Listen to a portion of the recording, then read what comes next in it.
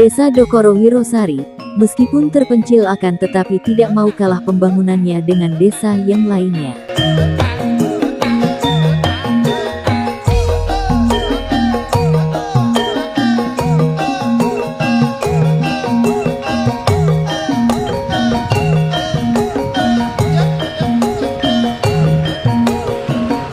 Grobogan, Jateng TV Channel.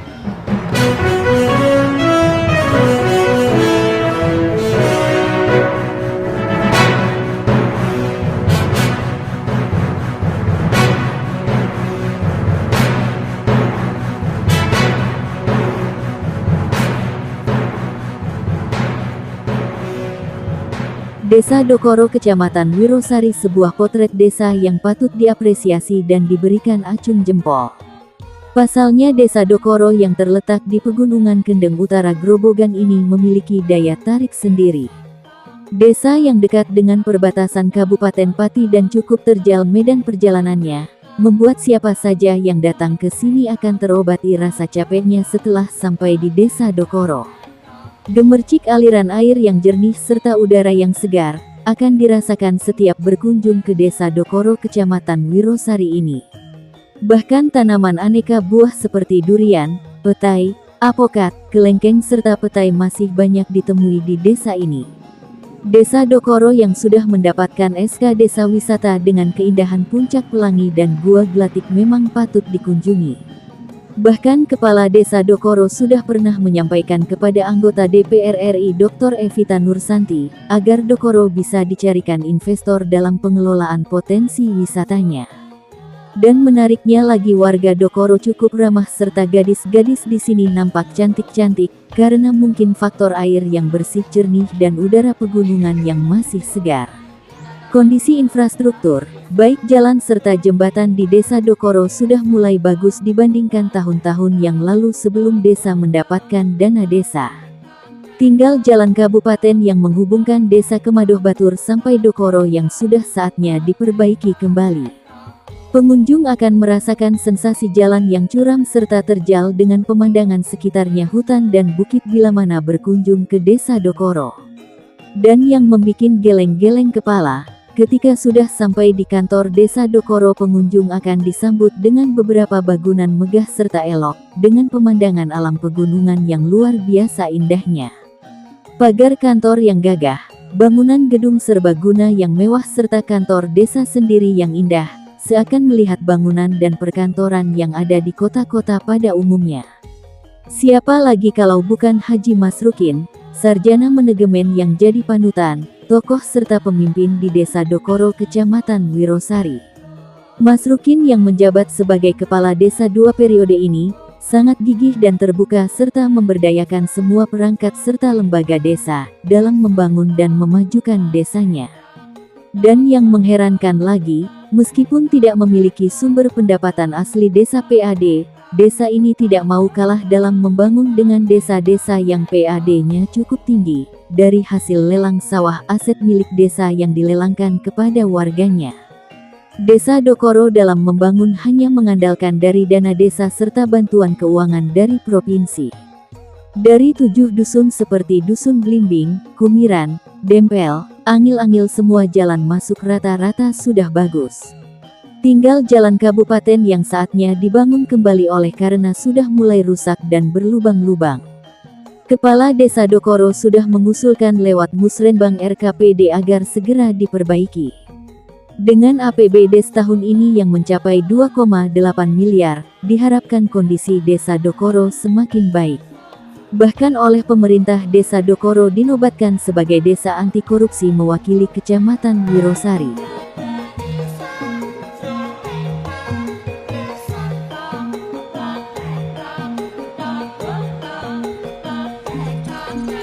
Berikut hasil podcast dengan Kepala Desa Dokoro Haji Masrukin SM, di kantin samping Gedung Sebaguna Desa Dokoro. Ya, selamat siang. Assalamualaikum warahmatullahi wabarakatuh. Pemirsa Jateng TV, saya Pak Ganggu bukan. Pemirsa, kita berada di Desa Dokoro, Kecamatan Wirosari, Kabupaten Grobogan.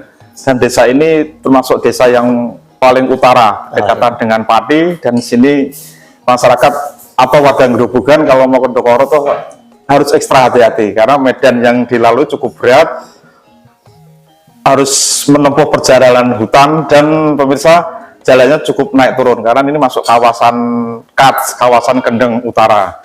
Dan alhamdulillah kita bisa bertemu dengan Kepala Desa Ndokoro, beliau Bapak Haji Masrukin, Sarjana Manajemen, dan dia sudah memimpin Desa Ndokoro ini sudah masuk 2 periode ya, nanti tinggal 1 periode ya. Nah, alhamdulillah meskipun desa ini pemirsa tidak ada PAD-nya karena ini kawasan perhutani, KPH Perhutani Purwodadi, sehingga desa ini setiap tahun tidak ada proses lelang atau proses sewa tanah dan hanya mengandalkan dana desa serta bahan hiu. Tetapi pemirsa, pembangunan di sini juga tidak mau kalah dengan desa-desa yang PAD-nya cukup tinggi.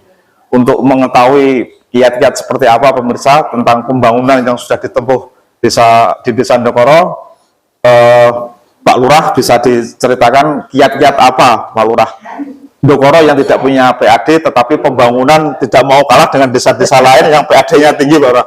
Saya melihat di sini gedung serbaguna-nya juga cukup bagus, pagarnya, kantor desanya. Itu resepnya apa Pak Lurah? Silahkan. Terima kasih. Assalamualaikum warahmatullahi wabarakatuh. Terima kasih Mas Imam ya sampaikan di Ndokoro. Ya, kiat-kiatnya untuk membangun Desa Ndokoro adalah kita mesti bekerja sama dengan perangkat, itu pasti kan gitu kan. Kita memang di Desa Ndokoro itu perjuangan yang sangat berat karena betul yang jenengan katakan tadi, Desa Ndokoro itu perbatasan Pati di kawasan Kendeng Utara. Dan ini emang saya awal menjabat jadi kepala desa itu desa tertinggal.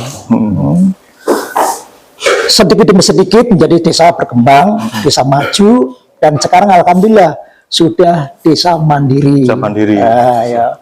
Meskipun yang seperti jenengan katakan, Ndokoro itu memang tidak ada PAD-nya, nggak ada PAD. Jadi kalau kita membangun itu harus ada semangat yang luar biasa. Seperti kita membangun gedung, bangun kantor desa, bangun pagar, gapura, segala macam itu. Dan itu pun kita juga harus proaktif. Bagaimana kita mencari dana-dana yang lain. Contoh mungkin bantuan dari provinsi ini untuk menunjang bangunan-bangunan untuk di Desa Ndokoro. Dan alhamdulillah dengan kita banyaknya bantuan dari provinsi untuk rapat beton yang masuk ke dalam, alhamdulillah tinggal 20%, insya Allah tahun 2026 ini yang masuk ke perkampungan itu sudah terabat beton semua. Dan ini Ndokoro, menurut saya tinggal dipoles jalan kabupatennya. Gitu ya? Jalan kabupaten dari Karangasem sampai Ndokoro ke Madu Batur. Arah yang ke Madu Batur. Madu Batur. Nah, ini yang arah ke Tawangharjo. Itu yang itu sampai ke Madu Batur itu kabupaten ya? Iya, kabupaten. Nah, sampai kalau mau ke Tawangharjo, masuk hutan, itu sudah bagus. Jadi bangun sama Bu Sri. Bupatinya yang kemarin. Nah, ini tinggal yang sampai ke Tawangharjo-nya. Nah, sampai Tawangharjo itu pun juga harus ada perhatian khusus dari pemerintah kabupaten, karena di situ ramai sekali.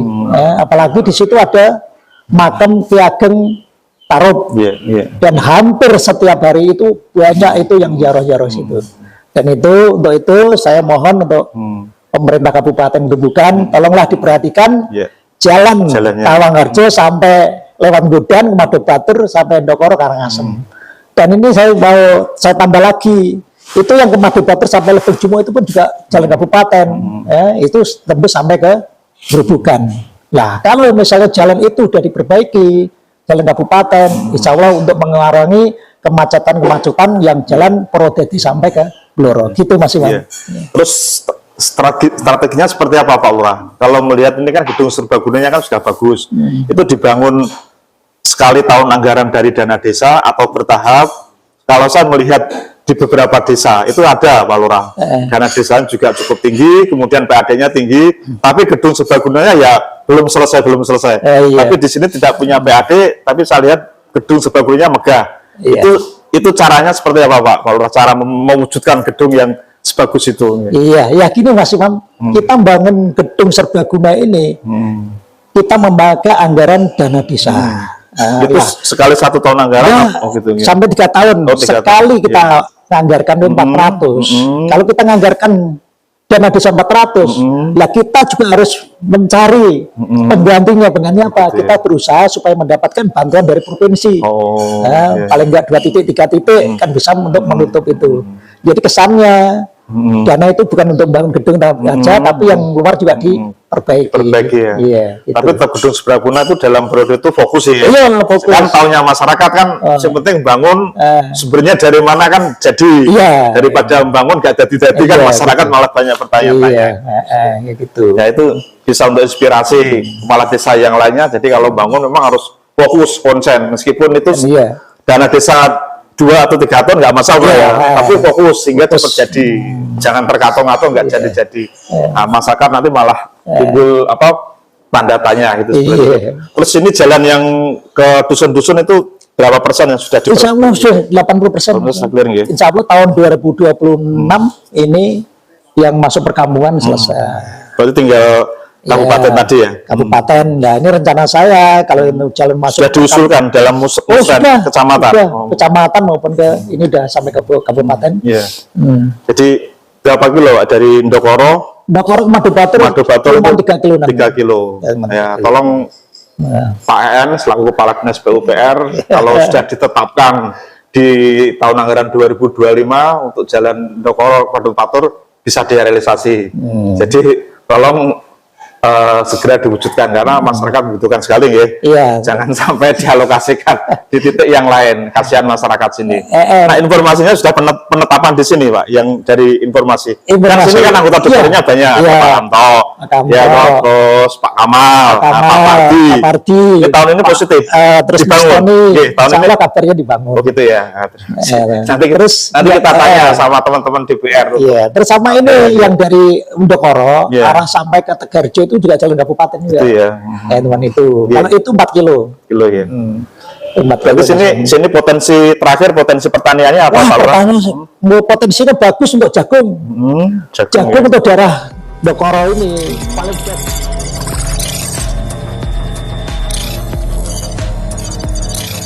Oke Pak Lurah, terakhir potensi pertanian di Ndokoro itu apa Pak Lurah? Potensi di daerah Ndokoro itu jagung masih Mas. Jagung. Ya. Jagung itu paling bagus. Nah, hasilnya bagus. Setahun berapa ton? Pak? Wah, Katanya. itu saya ini kalau panen dusun Kuniran aja ini satu malam kadang keluar tuh 10 ton. 10 ton ya Pak. Iya, nah makanya itu untuk kalau menurut saya nanti koperasi desa Merah Putih iya. ini ada potensi Betul, untuk mengelola itu ya. Iya, untuk mengelola itu gitu Mas Imam. Bagus. Terus sini kan daerah pegunungan Pak Lurah, kan potensi untuk agrowisata, tanaman-tanaman buah yang sudah dicoba sini itu buah apa Pak? Yang Sudah, cocok dengan sini. Yang cocok di sini alpukat Mas Imam. Alpukat nggih. Alpukat. Alpukat di daerah sini itu mentega itu enak sekali ya, dibanding di daerah lain gitu kan. Daerah lain kan kalau buah alpukat itu kan agak melenyek. Di sini itu kenyal. Cuma di sini alpukatnya ditanam di pekarangan warga. Itu aja, nggih. pekarangan warga Yang itu. di sentral di lahan perhutani belum ada. nggih. belum ada. Misalkan Pak Lurah dari perhutani KBA Prodadi ada program seperti ini, warga diberdayakan untuk nanam alpukat, kira-kira siap betul Pak Lurah? Wah siap. Kalau itu malah terima kasih kalau ada seperti itu. Ya. Ya pemirsa, bincang-bincang kita dengan Bapak Kepala Desa Ndokoro memang luar biasa Ndokoro, meskipun tidak ada PAD pembangunan yang ada di Semangat. sini, ya tidak mau kalah dengan desa-desa lain yang PAD-nya tinggi, hampir 800 juta, hampir 1,3. Jadi sini mengandalkan dana desa dan Bangio, tapi proses pembangunannya maksimal lah dari gedung serbaguna, balai desa, pagar, tidak kalah dengan desa-desa yang dekat dengan kota. Bahkan potensinya sini di tanaman jagung juga luar biasa. Berharap nanti ke depan bisa kerjasama dengan KBA Perhutani KBA Prodadi ya untuk mengelola kawasan sini untuk tanaman alpukat. Iya. Oke, dari Desa Ndokoro, saya Imam Suranto selaku reporter, Puji Dayana Kamaran melaporkan. Selamat siang, assalamualaikum warahmatullahi wabarakatuh, dan salam jateng kayeng. Iya, Terima kasih.